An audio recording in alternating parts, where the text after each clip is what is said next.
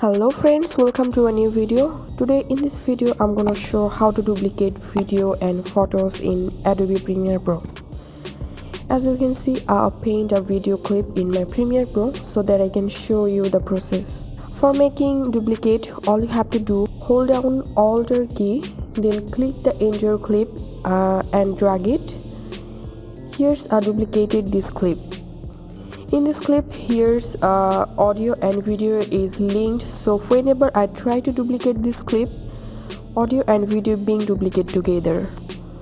What if I want to duplicate only audio or just only video?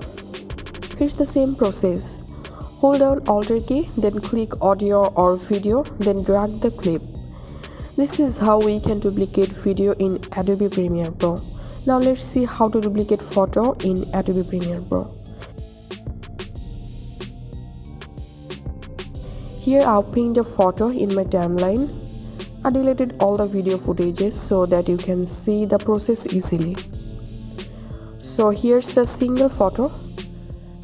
Now hold down Alt key and then click the photo and drag it. Drag it how many times you want to duplicate.